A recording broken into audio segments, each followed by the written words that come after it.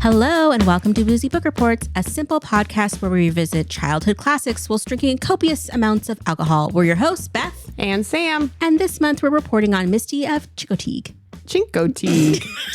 Chico stick. Misty of the Chico stick. I knew I was going to butcher it and I haven't even had a drink yet. The whole time I was reading this book, I just could not get any of the two names. The two names They down. rhyme. They even rhyme. Yeah, it's just awful. Chinko and Asa. Yeah. So anyway, it's by Marguerite Henry, first published in 1947. And when I say horse girl energy, I mean horse girl energy. Oh yeah, I went straight back to my youth and was like actually quite happy about. I will say, just a heads up, I was quite happy about most of this book. Mm-hmm. I have one complaint. Oh, ooh, exciting! But otherwise, I freaking loved it. Oh, so I just want to say right off the bat that it wasn't quite my speed in the sense of like I really realized that I do not have even an ounce of horse girl energy within me. But it's okay. I've got a full double of horse girl energy. I'm carrying this ship or maybe pulling this wagon. Yeah. Oh my gosh. Okay. So before we get into the amazingness of this story and the wonder of everything HGE, let's talk about these drinks. Sam made two really beautiful drinks and one that I'm so excited about because it is flipping hot right now. Yeah, we'll start with the first one, which I actually think is going to be the one you like the best. So we're going to do the shit sandwich. And then you can finish with that one. So in the book, they talk about having blueberry or blackberry jam, and then they talk about when they're running up the beach, there's the blackberry brambles. So I went ahead and made a blackberry cocktail. So it is called a blackberry bramble. And it's a pretty traditional cocktail where a bramble is just some fruit smushed into some lemon juice with some booze and some sugar, and then you have a drink. And so that's what this is. It's a blackberry bramble, which is actually one of my husband's favorite drinks. And what's in this? What alcohol? Oh, sorry, gin. So I used Uncle Val's botanical gin because it kind of tastes like Fruit Loops to me. And so going for the kid theme. And then there's muddled blackberries, lemon juice, and simple syrup. And then I topped it off with a little bit of soda water. Okay. And so for anybody that wants to drink along with us, the recipes are available on our freaking TikTok. Thanks to my brother-in-law, Scott, who has pushed for this heavily. Yes, heavily. Love you, Scott. So we now have a TikTok and it's on our Instagram at Boozy Book Reports. So there we go. Oh, it's good. It's light. Yeah. It ends with a little gin, but I like it. Yeah, it is a little ginny on the end. So a lot of times you can make this with a it's called creme de mure, which is French for blackberries, and you can make it with it. I didn't have any. You can also substitute that if you can't find it with creme de cassis. So it could be even like a little bit sweeter, but I think for the summertime it's actually pretty nice. Well, and it's a beautiful red color. Mm-hmm. It looks like raspberry colored. It's beautiful. Yeah. It's just from you just squash the blackberries at the bottom of the glass. Oh, it's quite good. It's really good. Mm-hmm. Okay. All right. I can get down with that. Yeah. That one feels dangerous. There's actually not a ton of gin in it based on the volume that you have because I topped it off with the soda water. So that I think it kind of, you could drink them quickly. Yeah. But it will not destroy you. Okay. That's good to know. Yeah. This other one will destroy you. Okay. Noted. So the other cocktail that we made is a horse girl favorite. So we made a mint julep in honor of the Kentucky Derby, which this is the official drink of the Kentucky Derby. And it's simple syrup. You muddle some mint into it, and then you put in some crap ton of booze, and then you put crushed ice over top of that. Oh, the booze is bourbon, Kentucky bourbon, which I think is required legally by the Kentucky Derby. Like if you don't, somebody in a very large ornate hat will slap you in the face. Oh, love with that. Dueling gloves or something. I've never had a mint julep before. I've heard of them. Okay, Sam just gave me the look of you trash. Oh no! Just drink the drink. Okay, it's different. That was why I was making the face. It's a lot of bourbon and mint. And a little bit of sugar. I don't know how I feel about it yet. I feel like maybe this might be the only one I ever... It has a lot of mint in it. Yeah. It's like I'm chewing gum and taking a shot. I like mint. I like mint. Not this much mint. Maybe I haven't had mint. Leaves of mint. Okay. And I think it's normally in a smaller cup. I don't know. I don't not like it. This surprises me. But you normally don't like drinks with brown liquor I feel that I feel a difference though in my tummy. Like I feel like this one is coating more so than the gin. It's just booze and water. Whatever. I feel like there's a marked difference between clear and brown alcohol. That's true.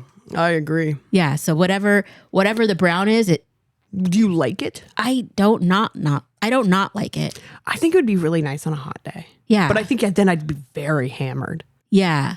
I think I'll like it a little bit better when so there's an ice dome on it and it keeps touching me and I don't like that.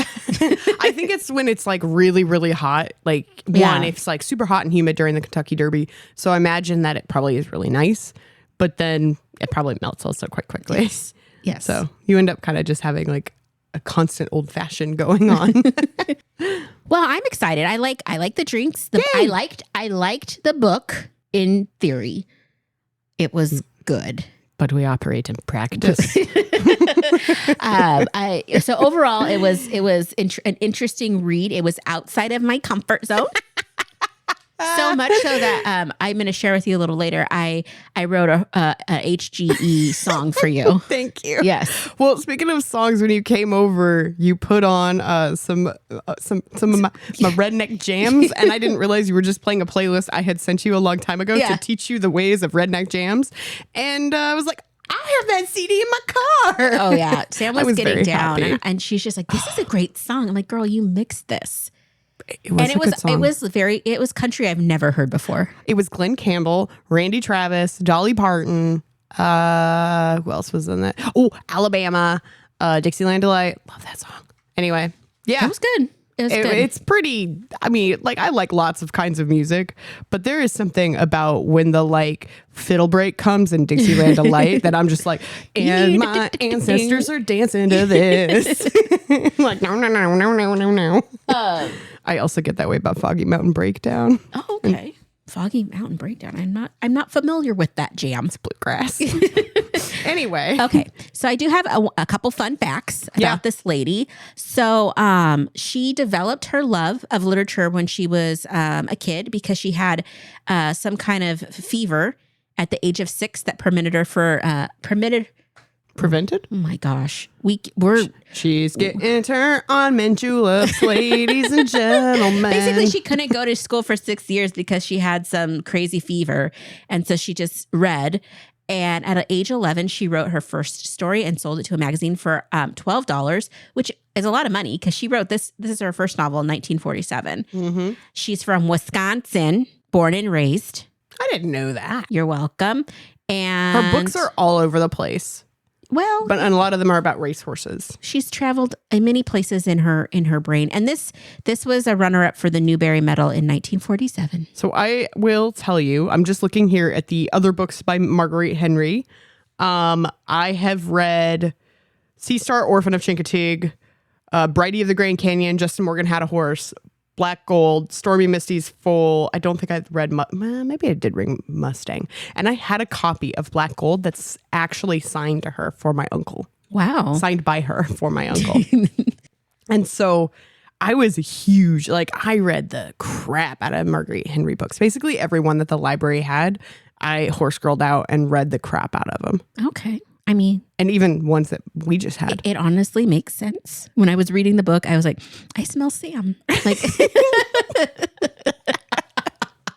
okay, before we jump into the actual book, let's read the back of the book. All right. So nobody could capture the Phantom. She was the wildest mare on Chincoteague. They said that she was like the wind, that the white map on her shoulders was her mark of freedom. Paul and Maureen Beebe had their hearts set on owning her. They were itching to buy and tame her and worked hard to earn the money she would cost. But the roundup men had tried to capture her, and for 2 years she had escaped them. Pony pinning day holds a surprise for everyone. For Paul not only brings in the Phantom, but her newborn colt as well. Can Paul and Maureen possibly earn enough to buy them both? A mystery. It's a little bit of a mystery. Two enterprising children. There was a few moments that my heart got a little tugged in this story. Sorry. Not that I'm completely emotionless, but yes. Well, it was a horse. And so, no. Yeah. There's a couple moments that just kind of like, I was like, oh. Yeah. Oh, that's good. Okay. The story starts out very differently, though, because I didn't know anything about this book going into it. Yes. And I was not prepared for a pirate ship. And, the gold, intro. And like the fact I never thought that they would take horses, ponies, as they call them, across the sea. Well, I'd never thought about that in my life. Beth, they're not native to the new world. Yikes. I'm so sorry. This is going to be so bad. I'm so sorry. I apologize in advance for my massive horse girl energy. I also have to admit to everybody, I'm not having the cocktails tonight. So this is just pure and sober excitement. Yeah, it's another level. Okay, I have to say though, so the story starts out, you're like, it's this just horrible storm at sea, and it's setting the stage for these horses that are like been in the cargo bay forever, and their hay is old, and they're trying to get to Peru so they can like. Captain's kind of a jerk. He's not really. But I had a note, and I was like, this is interesting because the first few pages gave me romance novel vibes. It was a dark and stormy night. It was night. because he talks about. He plucked nervously at his rusty black beard as if that would help him think. And then there's another time he's like, cupping his hands to his mouth, he bellowed orders. For whatever, I don't know what mood I was in reading this, but it was just like, just because it was like a pirate ship and it was in a storm. I bet it was this line that really got you going. The captain of the Santo Cristo strode the poop deck. Yes. I don't know what I was thinking, but I had this note that just said romance novel vibes. It is very romance novel. I would agree. Like, it's a dark and stormy night. They don't know if they're going to make it. And she's very descriptive in the way she says things, but it stopped there. As soon as... There's also horse romance. The stallion is like taking care of his mare. Yes. So there's horse romance. So I just felt that this was an entryway, an entry drug into the romance novel world for horse girls. Like, honestly, if she had been like 10 years, maybe 30 years later, she would have written Twilight for horses. This would have been like, he was a thoroughbred and she was an Arabian. Could they find love? Those are two horse breeds, just for the record. I do know that. Yes. I don't know much, but I do know those two breeds. Good job. Anywho, so the storm happens. Blackbeard is just rubbing on himself and cupping his mouth and, really worried about getting his gold. And they end up like basically like crashing into something. I can't remember. Yeah, and like into a slow or something. Yeah, they and like then run into it. Not all the horses make it, but a lot of them make it. None of the people. None. Well, I thought that. Well, the captain got up the first time. Yes, and I don't think he got up the second time. There's not another mention. Yeah, and then the horses, like it took them. I don't remember what the name of the horse was. That was like their horse leader. I don't. Think, that was I think like it was just the stallion. Yeah, he was like leading them to the other stallion. Shore. Pied Piper had a name, but I think the leader stallion boy did not have a name. Yes, and so they land on this special island that is wild and nobody lives there. Untamed. It's untamed, and they just start to immediately adapt and make it their own. And it's literally like a little slice of paradise compared to where they were headed. So yeah.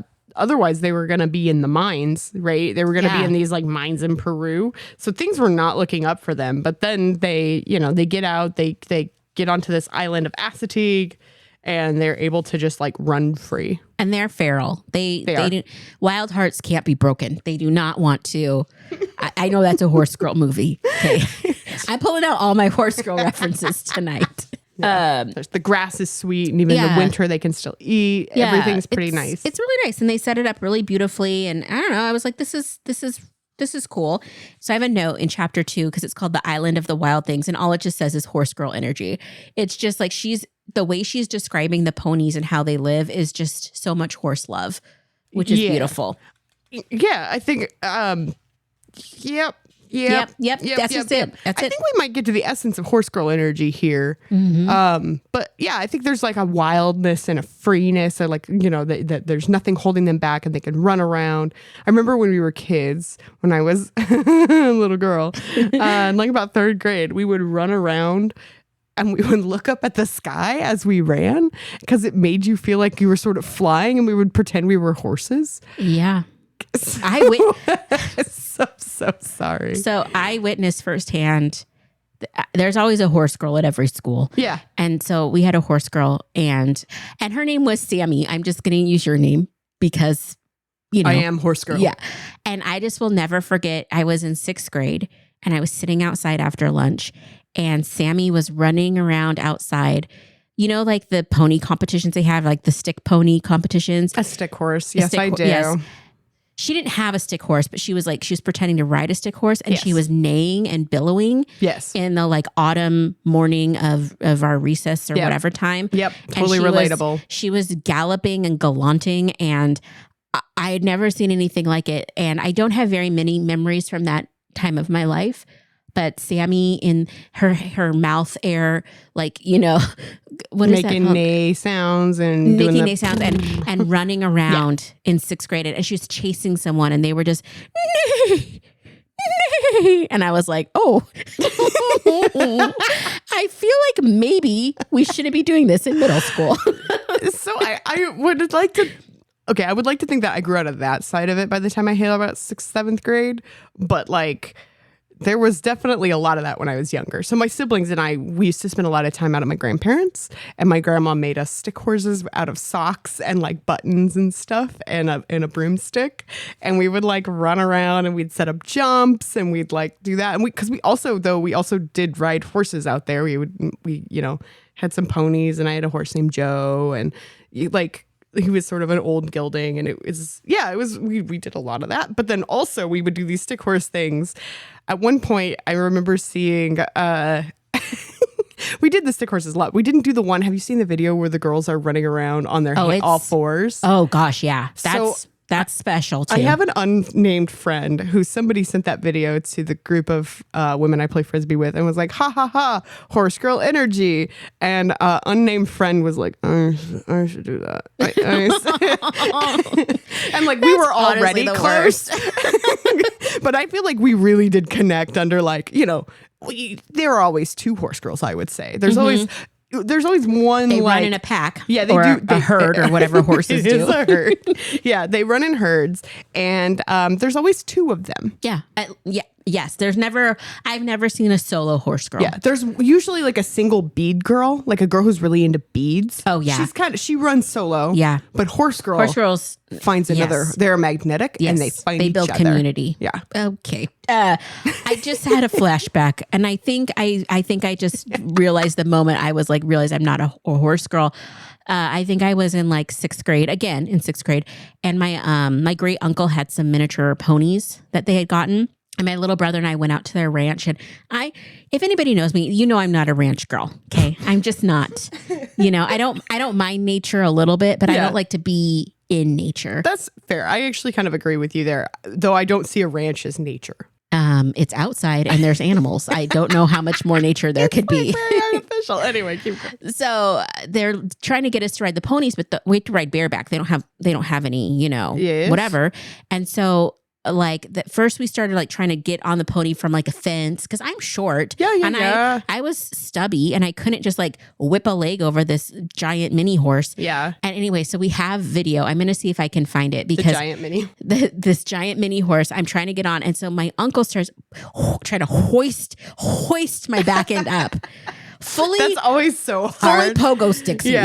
And I am then goosed up the gander, shoved on this horse. I get on for 2 seconds. It takes 2 steps. I just roll off. And I was like, I'm good. I'm great. I don't need to be part of this. Do you want to hear?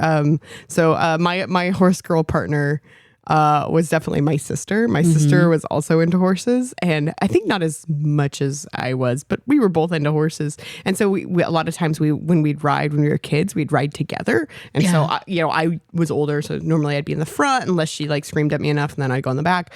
But I was riding in the front this time, and we were riding on Bucky, who was a little Shetland pony.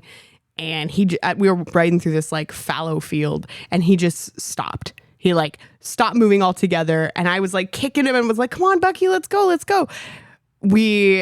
I think, well, we know he had stopped to pee. Oh. And Casey, my sister, decided to check if that was what was happening and was looking over, and then eventually just bloop, plopped right off of him.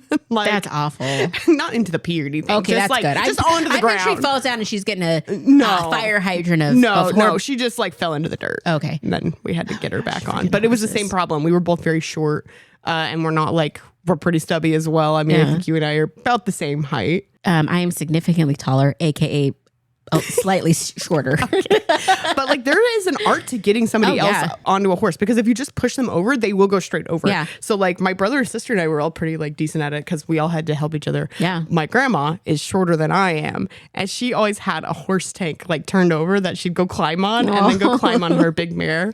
So. Well, two people that love horses in this book is a little brother sister duo. Sibling horse love. It happens. Paul horse boy. and Maureen, and they love horses. They do. They're paw. What do they call him? I can't. Grandpa. I think they just call him Grandpa. Yeah, I just feel like he should have been a paw. Yeah. He had an adorable accent. Yeah, he was a feisty old man too. Yeah.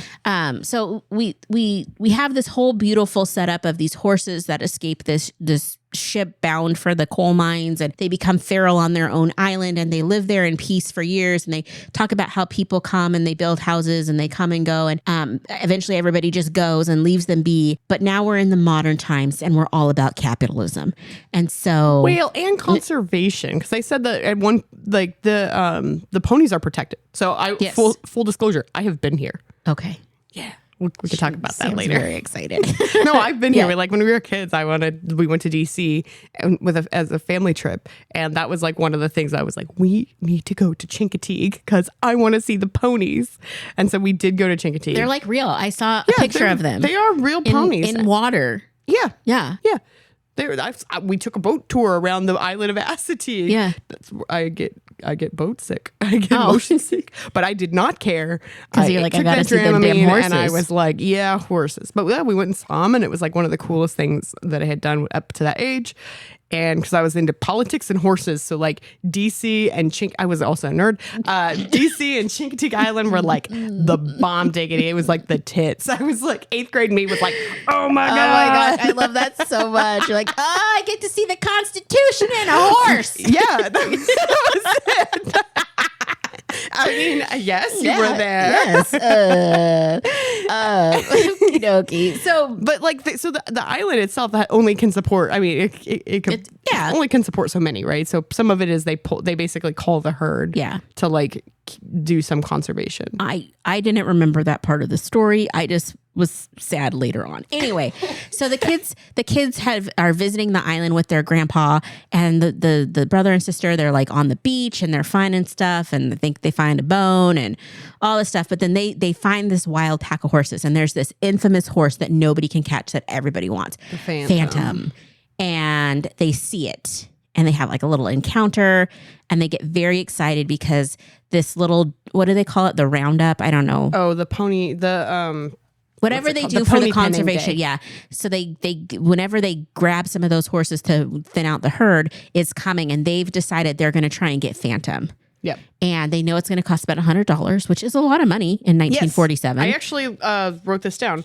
$100 in 1947 is about $1,300 now. Wow, that's a lot. So it is quite a bit of money. And they hustled for it. They worked really hard for a long time. They were selling stuff. I just can't imagine saving up $1,300 as a little kid, 8-year-old. Yeah, yeah, it's kind of impressive. So it comes. The penning day comes, and basically Phantom has escaped everyone for 2 years, and then Paul catch it in a weird way. I can't remember. The first year that Paul thinks the reason, so they hustle, they earn all this money, and Paul is actually on the roundup. Yeah. Right. So this is like his plan. He's like, I'm going to get it. And everybody keeps, he finally tells Grandpa, this is what's our plan. We're going to get the Phantom. And Grandpa's like, maybe you just don't get bucked off your horse and listen to your boss. Like, maybe you just take some orders. Yeah. And then he's like, no, I'm going to get the Phantom. And Grandpa's like, listen to the freaking boss. Yeah. And so he goes off and he's on the roundup day. And so, yeah, they are rounding all the horses up. And then darts off. Yeah. And basically Paul gives chase and realizes it's not one horse, but it's actually 2 horses. And one is Phantom. And the second one is Phantom's little baby. Misty. Or who will be the one? Yeah. So they're super excited. Yep. Yeah. And he's pumped. This is where it got a little like muddled for me because it's like he was talking all this game. Yeah. And everybody knew they wanted this stupid horse. Yep. It's a small community. And well, no, they had kept it secret.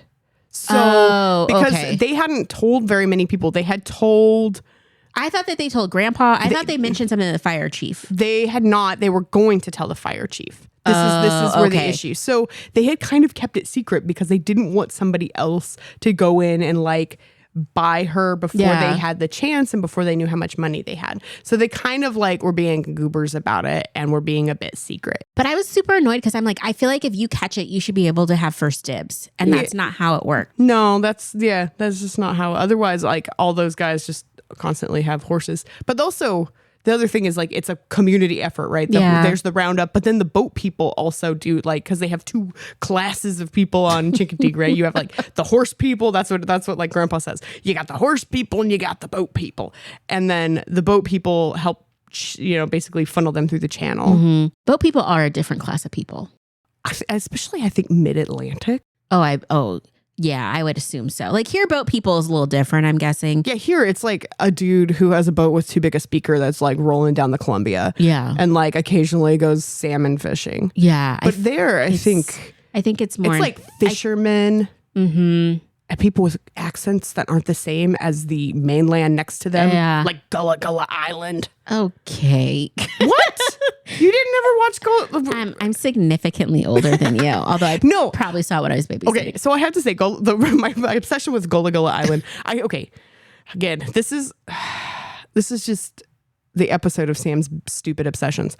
I am fascinated by islands and isolated people, and so the fact that like you have a whole community that's not very far, like able to basically develop their own like their own accent and their own language and their own dialect just blows my mind. And so I don't know, I think it's super cool. So I always thought that was super fascinating. So like my obsession with Gullah Gullah Island was like, why is there this island that has this yellow frog on it in this like Nickelodeon cartoon? And then I was like, why do they have different accents? And then it turns out it's because like they were kind of isolated for a long time. I just love the way your brain works.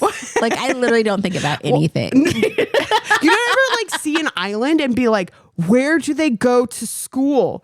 They can't have, who do you go to prom with? There's 10 of them. You can't just go with 10 people to prom. I mean, you can, but that's just a party. That's study hall. Okay. With a dress. This is so fascinating now. It's like, so I fascinating. don't know how it works. Or like, how do they get educations and how do like people grow up on those islands? I have to say, my grandparents had National Geographic growing up. Yes. And I remember reading about, and you would see like different community groups. And I thought that was very interesting to see how differently people live. I love the stories of that one group that's like very untouched. And if you go near them, they try to like. Oh, Sentinel Island. Yeah. Yes. And they're still protected. Yeah. Because they keep trying to, because people will keep going there. Yeah. Dingus is. The plural of dingus I've established this last month is dingai. Okay. Many dingai have gone there with like the goals to convert them and give them diseases. I don't know. One guy tried to go during COVID. What a donkey. Oh my gosh. It's just so freaking selfish. Do you know about the people of like Tristan da Cunha? No, I don't, Sam. Enlighten me.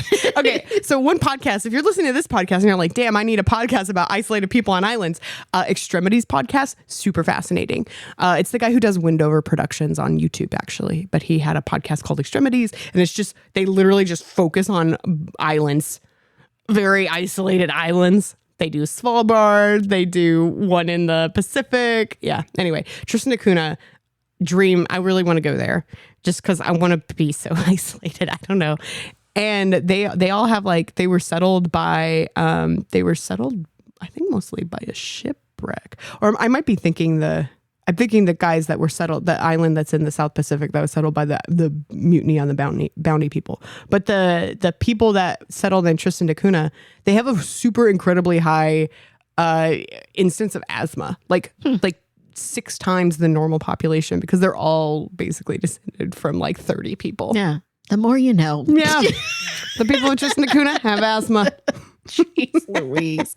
Sorry. Amazing. Your editing in this is going to be so fun. I'm leaving everything in so people know the fullness of who you are and how amazing it is. So, okay. I have to, let me just tell the truth. Yeah. So when I started reading this book, I was having a little bit of trouble just I know. getting through. I don't know why, but I found it on audiobook. So I listened. How was the audiobook? It was really good. However, I missed a few things because I technically may have been at work whilst listening to it. And I may have gotten slightly distracted by an email or by two. actual work. Well, so we can continue. So I just remember that, like, you know, they have a thing where people get to go buy the horses. Yes. But before that happens, I think there was a storm, and like Grandpa covered up the Phantom and her and Misty, and at the same time, Paul had gone out to look for them and make sure they were okay. Yes. He got trapped out in the storm. Yes. And then they ended up finding him the next day with Misty sleeping on him and the Phantom just being totally chill. Yeah. Despite having been kind of a jerk like 24 hours before. Yeah. And because of that, Paul was so tired, he didn't go to the actual go buy it. Maureen went. Yes. And then because they hadn't clarified it, I think there was also a horse race in here at one point too. And there was a horse raffle too. Yes, there was a raffle for the little brown sorrel. Yes. Little brown sorrel colt. But so Maureen goes and she puts her little sail rope, her little claimy rope on Misty and Phantom. And the fire chief comes up and says, I'm sorry, that horse has already been claimed. He came about an hour ago and he bought it. And so she is just devastated. This is a heartstring moment for me. That got me. She is so sad. So sad. And like, I just felt like she felt like a failure. Yes. 100%. And then the fire chief was such a jerk because he's just like, if you guys would have just let me know. Well, which I is think fair. he was being kind and was like, you should have just told us, which is kind of like, this is a very kid logic thing. Yes. We've talked about this in other other Kid episodes. logic. Kid logic is wild. Yeah. You're like, well, but if somebody knows, then they're going to grab it. Because like somebody once took my crayon, you know, like that's like kid logic. And she blames herself too. She's like, if I had come an hour earlier, if I had only, but she, you know, there was no way to know. So she's devastated. She goes home. She tells Paul. And he's just distraught. Yeah. Completely sad. They're like, well, maybe there's another horse. And then they're both like, No. you know, Charlie Brown theme song, like, doo-doo. Like, there is no other horse. And then they were just like, well, what are we going to do this money? Like, well, we're going to buy Grandma and Grandpa a toaster, and then we're going to save for college. Which I wrote. That was so sweet. I thought it was super cute. It was so like, I wrote, what a sensible idea. I was like, well, you know. Oh, the line that got me, I wrote savage on it, was that Maureen, when she's very sad and the fire chief has told her, like, I'm sorry that, you know, and she says, Maureen raised her eyes to Tom. Then she smiled at him through her tears. She felt sorry for Tom. Guess he never really wanted anything, she thought, as she slowly walked away to untie Watch Eyes. Oh. She's like, also, I guess you've never wanted anything in your life because your life sucks. And then pieces out. And just, I'm sorry, like, there's nothing like making a kid cry. Yeah. So you know that guy's heart, and you know, not to be stereotypical gender, whatever, but for a grown man to make a little girl cry. Yeah. We should talk about gender in this book a little bit. Oh. There are dicks to Maureen. Maureen gets the short end of every stick. Yeah. In literal stick wishbone pulling contest. Yeah. She gets the short end every time. Yeah. It's such shenanigans. We'll come back to it. So they're super sad. They're super sad. The next thing I remember, they like go to town. Well, they go to the lunch and everybody's sad. Even Grandpa's sad, right? Yeah. Even Grandpa is like actually pretty bummed out about it. But then, yep, you're right. They go to town. And they're looking at a store, and some guy's like, hey, kids, do you know who the fire chief is? Do you know where my horse is? Yeah. I won a horse. So this guy pulls up and is talking to them, and come to find out, like, he's the guy that bought Phantom and Misty. And then, surprise, surprise, his son won the pony the little colt raffle. Which is what they really wanted, right? So the family didn't really want to take care of the mare because they were like, oh, Phantom seems like a lot. I mean, obviously you need to have the colt with the mom, but that seems like a lot. And so, but they're like, but we'll do it because the kid wants the pony so bad. And then they got this other pony and they're like, that's actually a better fit. And so the fire chief does actually do them a solid. He does them right, yeah. And he says, well, if you know, there's another kid over there that wants it. And I think they even end up paying less money. They had saved up $100. And I think they only end up paying $50 for both of the horses. Yeah. The fire chief too, there was some wisdom in there, because there's a point where they take Phantom and getting ready to take Phantom and Misty home, and there's some concern of like, oh, we're going to get the colt a bottle and blah, blah, blah. And the fire chief is basically like, the mom knows when to kick the colt off. Yeah, it's when they see all the all the horses all the little colts that have been weaned. Yeah. And they're all in the pen and they're all like, if you've ever weaned I have never weaned anything. Sam, please enlighten me on weaning a freaking colt. I've weaned dogs. I've weaned horses. I'm so sorry. I don't know what to tell you. I mean, you knew this. You knew this, right? This is not a surprise. I didn't know that it went to this extent. Okay, this is all a lot. I'm really excited for this song. So when you wean, there's a lot of commotion. Like if you're doing it, before the mare kicks out, the mare is like getting upset and the colt's upset and there's a lot of rocking back and forth. But the colt actually forgets quite quickly. Like and usually the way my grandparents would do it is they would move the mares out to like a pretty far. They usually like ran horses on lots of different tracks, because that's how you keep your ag taxes in Colorado, is you allow somebody to run horses. Okay, there we go. Then you get to pay lower taxes. So they would run horses on other people's land, and so usually they would like try to get them out of there so that the babies couldn't hear, and that the moms couldn't hear the babies, and then couldn't get so distraught. And it was sort of a quicker way, or to like, then they would get less distraught. But yeah, they're making a lot of noise, and there's a lot of rustling, and they're sort of everywhere, and so I can see how that would be like very upsetting if you had no idea. But the fire chief says, same thing. Yeah, well, if you've ever seen the mom do it, it's really awful, because the mom's like kicking the baby away, and this is just like, we just nip it in the bud. That was the way that it was done when I was a kid.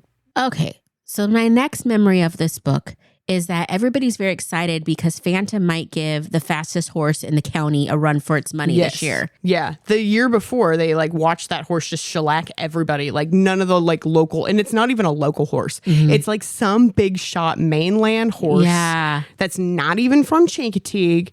And they come in every year and then like wreck the pony penning day and then just peace out. Yes. And so the people of Chincoteague are like amped. They're very excited because Phantom is local girl, like local quarterback. Yes. And prior to that, because the kids were, I don't want to say breaking it. I don't know what the right term is, but they were, look at me, horse girl adjacent. Yeah.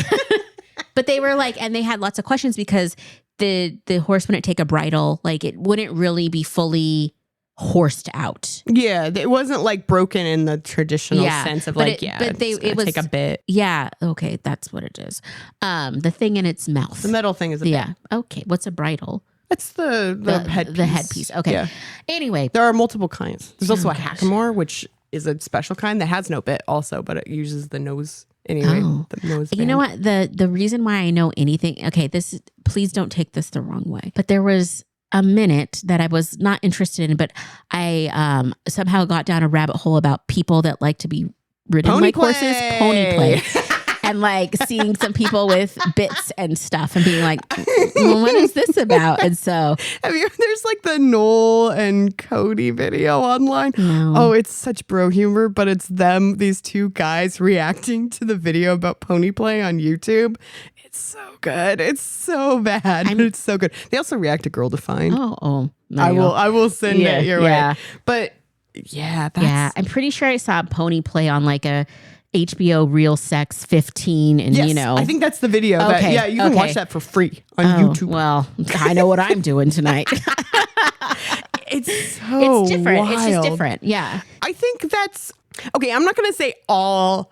Okay, not all horse girls and horse boys turn into pony play people. No. But I imagine that the pony play people were definitely, there's an overlap, but it's not the exact Venn diagram or whatever. It's not the same circle. Okay. Yeah, that's definitely a thing. that So- people are into. Definitely. Okay.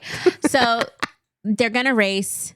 The Maureen and Paul start beefing because, and Grandpa and Grandpa can't figure it out. And then they realize, oh, it's because they both want to ride the horse. Grandpa's like, let me get my wishing stick or whatever he It's called like a it. wishbone from Yeah. one of the dead turkeys that Yes. Grandma made. And so they pull Maureen, of course, Well, shafted. boys are better.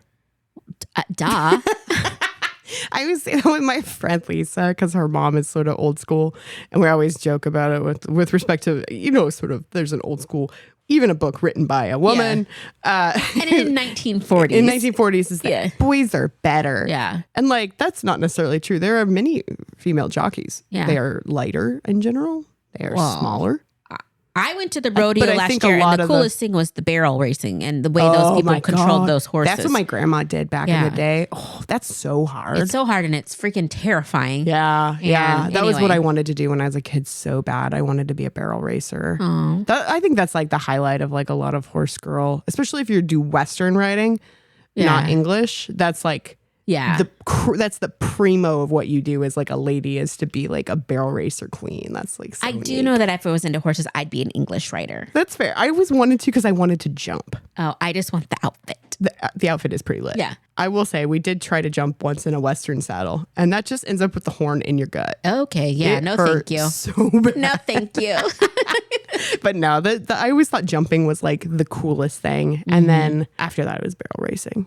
I think jumping was like the neatest thing. And because you could watch it in the Olympics. It was Yeah. just cool. So the big day comes. Yep. People are kind of nice to Maureen because they realized she wanted to be in it and Yeah. she couldn't. Like, it's okay. You're just a girl, Just the weaker one. Just So, boys are better. Um, Just boys are better. boys are better. And so the race happens and Phantom starts off slow. Yeah. She's a grower, not a shower. Is that right? I don't know, but it sounds okay. And she kind of doesn't hit it right away, but then she figures out her flow and then she's just happy running. Yeah. She's not running a race. She's just She living her doesn't best life. Even like other than maybe like running in a herd, she doesn't even know that Yeah. like she is in this race with these other horses. Yes. She's just living large. And she wins. Yeah. Town is very happy Yep. because those outsiders Yeah. Suck it, take outsiders. the L. And Our girl Phantom takes the W.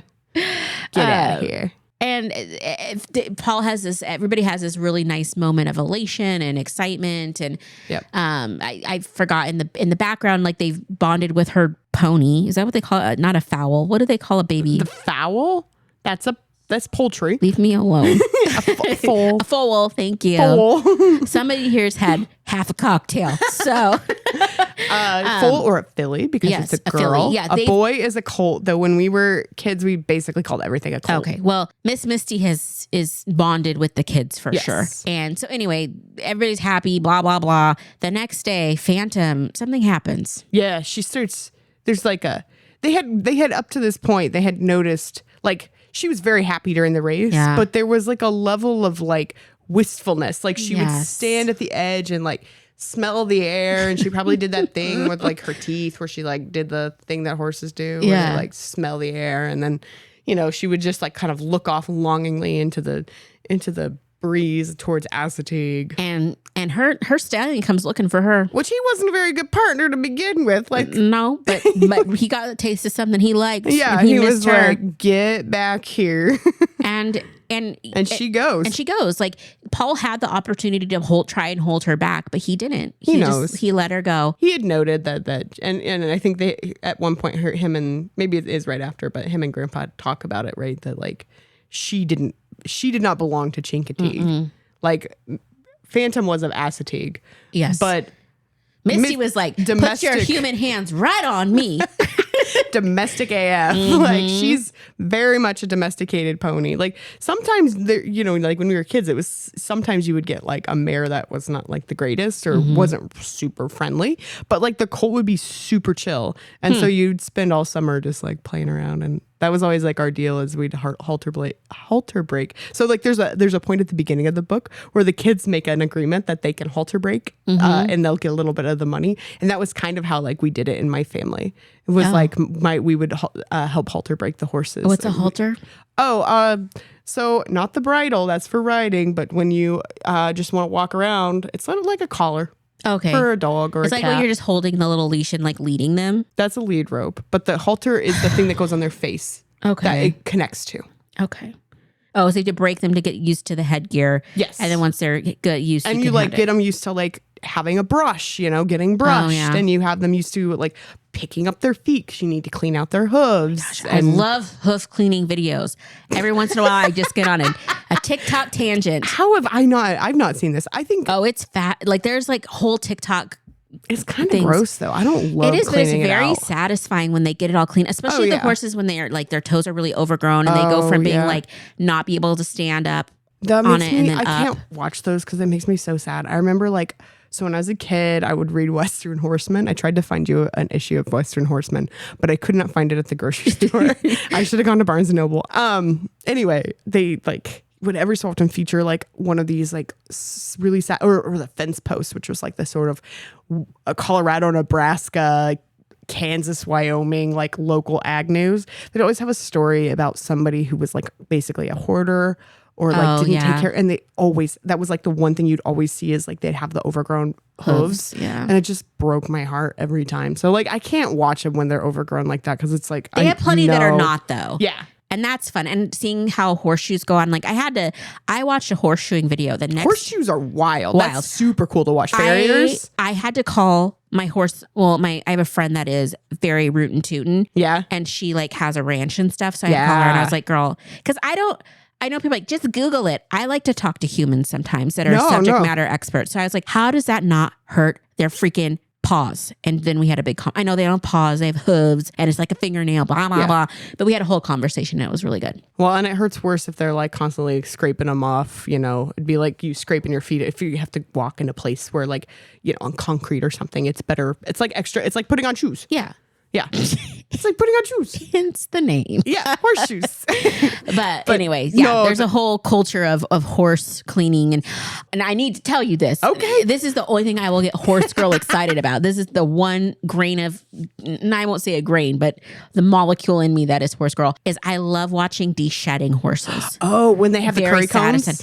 I don't know what it is, but it looks like a grate. Yes. Yeah, it's a curry comb. And then they also use a weird squeegee. It was, and I was just like, it is so satisfying to see all of that like growth come off. I'm like, I'm here for it. When they in the spring, when they like shed their winter fur. Yeah. I didn't realize they got so furry. Mm-hmm. There's just a lot of ways to horse, Yeah. I don't know. That was always a big deal because like the national, God damn it. I feel like I'm like outing myself so hard right now. So the National Western Stock Show is usually at the end of January in Colorado. And so the horses are a little furry, but if you want to like compete or you want to sell your horse, a lot of times they'll actually like trim them down. They'll like shave them and get the winter hair off. But a lot of those, especially if they're like the fancy competitive ones, they're in like heated barns and stuff. But you always have to keep them warm. I just remember do you remember in like the 90s or early 2000s when like people started using horse and mane hair, like horse shampoo in their hair? That was like a thing. Yeah, sometimes you don't quit. I don't use it now, but I did use it. Sometimes it wasn't just the 90s. I just remember being in a Cosmo or something at some point. Like, try it out mane for and tail. for thicker hair. Yeah, I'm like, good. I totally used mane and tail growing up. Oh, that's amazing. And every so often I see it, I'm like, maybe I should like revisit that. No, you did used to have horse girl hair. I did have really long hair. And I don't mean because it was long. It was just like that aesthetic of like long flowy hair. Yeah. Big long braid. The braid. Yeah. I do miss a braid on you. Yeah. That used to be like kind of the OG. When I was reading Western Horseman when I was a kid, it was like late 90s, early 2000s. That was the tits. Mm-hmm. Like that aesthetic of like your tucked in shirt, your pleated khaki pant. It was that or the jeans that were like a little too long. So they had to stack them like a little bit scrunchied. It was like a very cool look, and there was always like a Cruel Girl shirt. That was like the brand. I think this Cruel Girl is still a thing, but it was like Cruel Girl brand shirt or a Wrangler shirt, and then your belt with like Montana Silversmith buckling on it.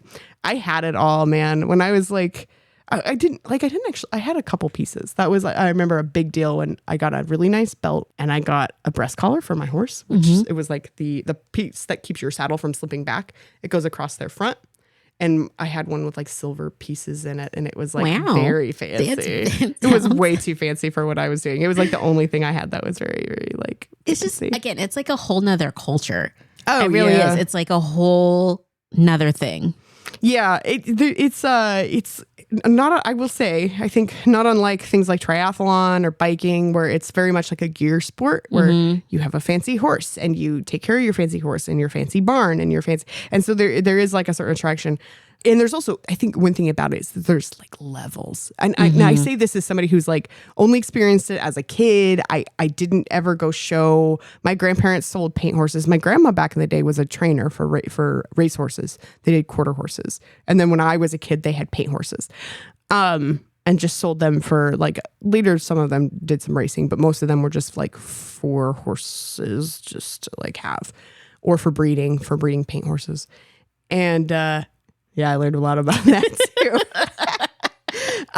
But you know, they were sort of at the low end level, not the lowest, on like the cheapest level, but they were like lower class as far as like horse people went. They were like just breeders, and they would sell their horses at the stock show, and that was basically it. They weren't like, occasionally someone on to like race in the Colorado Fair circuit, but that was about it at the point that I was there.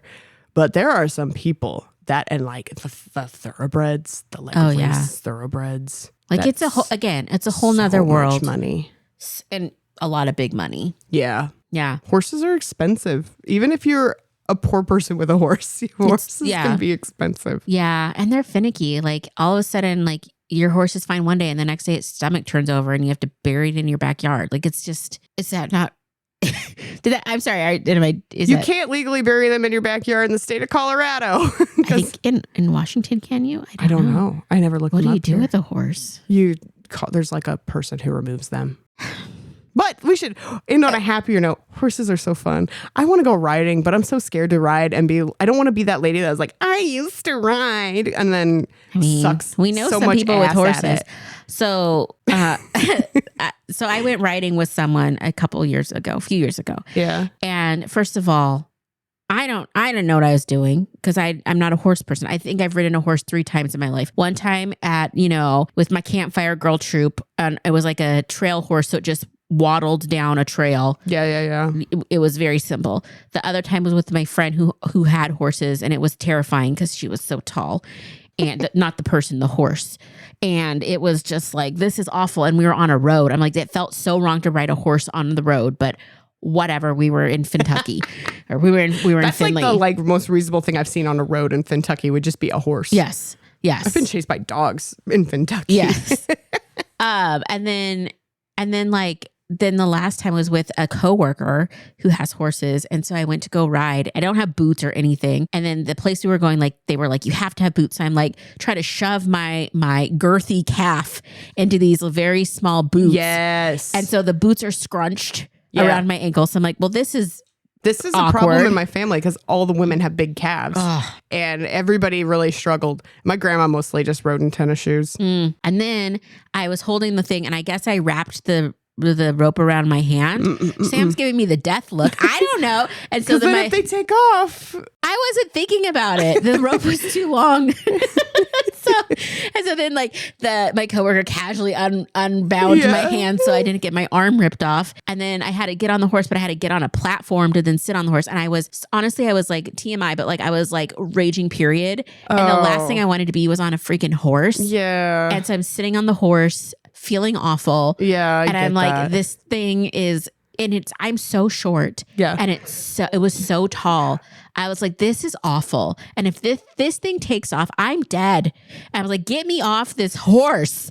I lasted for maybe 2 minutes. And I was like, I'm good. Thank you. Did you have to like saddle them up and stuff? Or They did all of they that. Did all of it? But I did feed the horse some carrots. And then I got not scolded, but reminded maybe not to totally cut my hand. So No, because they'll bite. Because then they can bite you. Yeah, Sam, again. I know. I'm like, of course. No, don't you know? Nobody tells me that anything. The horse can bite your little. No, you got to keep them flat. I found that out, but it's I just feel like your coworker actually. I think we could maybe be okay. I wasn't set up for 100% success. Because like I was a complete novice and just like it's just like a big dog and it's like not. It can literally kill you. But like if you don't know those things, like those were all things that was like constantly things I was told as a kid. You know, like I mean, I don't feel bad about it. I mean, in hindsight, I'm glad my arm didn't get ripped off, but whatever. It was fun. You didn't spend a lot of your summers just sitting on a fence next to your horse. So which I did. I wasn't even riding the horse. I was just sitting there next to him being like, I love you, Joe. You're so pretty. The same way I talk to my cat.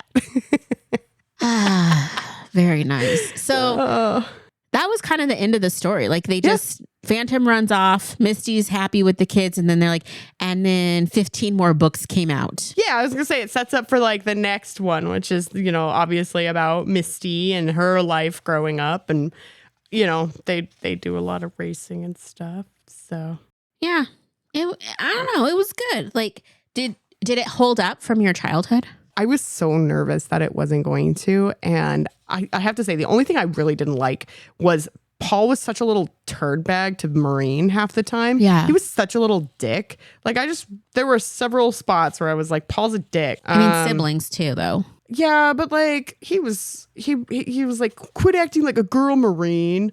Yeah, there's definitely some sexism. There's like a boys are better level of like him just being kind of like beating up on his little sister because he can get away with it and nobody's gonna like stop him. Yeah. So and there was some stuff where it was like the men gather the horses and the women folk make us lunch, which is it. When I was like growing up, my grandma did make lunch because if my pops made lunch, that would have been bad for everybody involved. But like she also did a lot of the.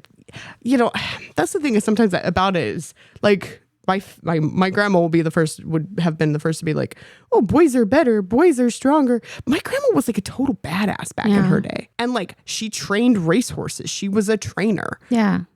Maureen also is a trainer. She trains the horse. So sometimes I think that like when they get all weird and gendered, you're like, Maureen's you don't have time for that crap on the farm. I think too, like I think that had this book been written 2 years ago, all of that wouldn't be in there. No, I think it is probably just dated. It's very dated. That's the only part that didn't hold up to me. Yeah. Every other part I was like, oh, this is such a cool story. Yeah, it's really wholesome and yeah, I don't know. I liked it. I think I would give it 2 bits and a bridle. No. No, it was really good. I liked it. I would have a kid read it, and especially if they had any interest in horses, I would be like, you know what would be a great book for you. Yeah.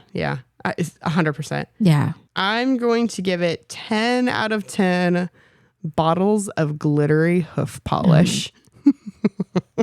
Which does exist. I know you showed me a picture of you painting your foals, not your foal. I just showed you the bottle. Yeah. I had a bottle of it. It's nail polish. It's good. It's good. Well, I want to share my song with you. Oh yeah. I'm excited. So I don't remember the tune, but basically what had happened is this. I was all engrossed in this book at work, and the audiobook is surprisingly short.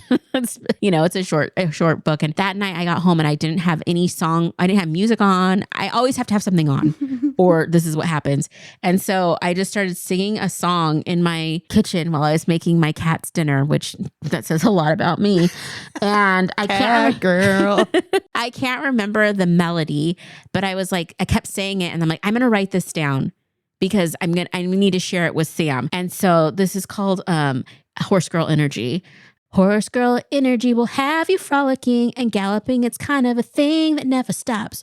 HGE will have you neighing while you're playing. HG Unite for life. Whoa. Okay. That wasn't the exact melody, but that was the sentiment that I was just. One, I think it's very 90s after school. The melody is very 90s after school special. So I like it. Yeah. Yes. The original melody was much better. However, what happens for me is I'm an improv songwriter. Yeah. And so then if I don't record it right away, I it's thought gone. It was beautiful. I thought it was beautiful. I just really believe that horse girl energy is something you just can't lose. And it just sticks with you. I don't know what it is, but I think it does. And even, I will say, there are girls that don't have horses, that didn't grow up around horses, that also have mad horse girl energy. Yeah. It's like, I think, honestly, it's like an intensity. Yeah. It's like an obsession, a tendency towards obsession. Yeah. It's probably just, unrecognized ADHD. 100%. 100%. Well, crack that code. There we go. Yeah. But it's like obsessiveness. Yeah. Absolutely. You're like, I will wear horse shirts and I will act like a horse and I will read horse books and I will tell you horse facts. That's horse girl energy. Absolutely. So we're taking a departure from HGE for next month's book. We are reading The Face on the Milk Carton. Oh. And I have to be truthful. I never read the book, but I saw the made-for-TV movie starring Kelly Martin. I don't even know who that is. She is an amazing actress, and I think she was in a show called Life Goes On, which was a revolutionary show at the time because one of the main characters, which was the early 90s, got HIV. Oh. Like her boyfriend got it or something. Anyway, not what this book is about. It is about a girl that sees her face on the back of a milk carton and her journey to figure out what's going on. Oh, that's going to be cool. Yeah. I'm excited. The made for TV is amazing, 90s. Campy. So good. So Maybe good. we should watch it too. I think we need to. I think it's a must. Okay. But I'm kind of excited. A little heavier than this story, but just two whimsical kids raising $1,300 for a horse. So yeah, go grab a copy at your favorite local bookseller or your library. We love to support the library, and yeah, I think it'll be good. Any last thoughts on who you are as a horse girl? Or let me ask you this as a last final thought of this podcast. Do you have any advice for the horse girls out there? The horse girlies that are still girls right now. For the horse fillies, the filly girls? The filly girls that are, 12 years old right now and just living their best horse girl life. When you get to college, go get checked out for ADHD. It'll make things a lot easier. But, embrace it. It's fine. It's a vibe. It's a lifestyle. And you may be running around right now with a little stick horse and, with making your brother crawl around on his hands and knees while you yell yah on top of him. You'll grow out of it. But your intensity will take other forms. So embrace it. Mm-hmm. That's some good advice.